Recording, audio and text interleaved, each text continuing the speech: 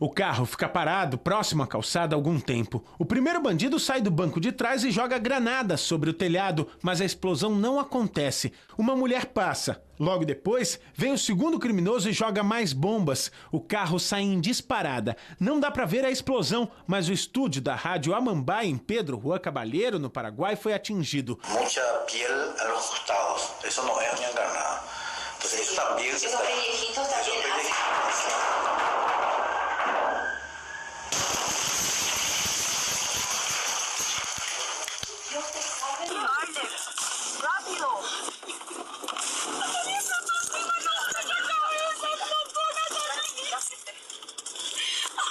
A jornalista Patrícia Ayala e o especialista em podologia Raimundo Faria, que estava sendo entrevistado naquele momento, ficaram feridos, mas passam bem. Eles só não morreram porque o criminoso não acertou a entrada de ar no telhado e a granada explodiu do lado de fora. As duas granadas jogadas primeiro e que não explodiram foram apreendidas pela polícia. É o mesmo estúdio onde o rei da fronteira, Jorge Rafat, concedeu a última entrevista antes de ser executado por narcotraficantes adversários. Puede ser enemigos que tienen la gana de tomar la frontera, de hacer esto un barrio como es las favelas brasileras.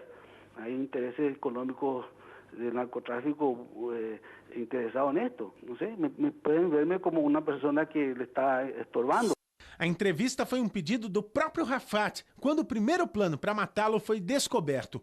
O Brasil Urgente mostrou com exclusividade trechos da conversa do narcotraficante com o jornalista Júlio Valenzuela. Rafat fala dos seguranças armados de fuzis que o acompanhavam para todo lugar. Creo que no son policías, están ahí para un apoyo simplemente y para protegerme a mí. Ellos están entrenados, están preparados para esto exclusivamente, para mi defensa personal, para minha proteção.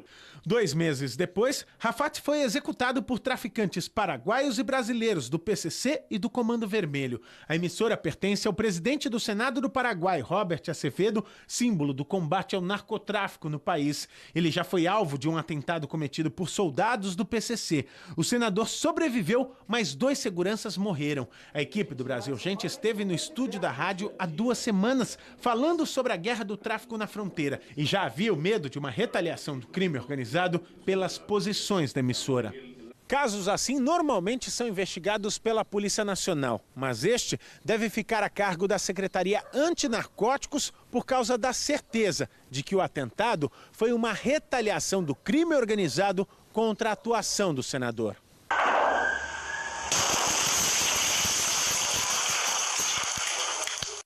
O atentado contra a Rádio Amambay, em Pedro Juan Caballero, é só mais um capítulo da guerra do tráfico na fronteira entre Brasil e Paraguai.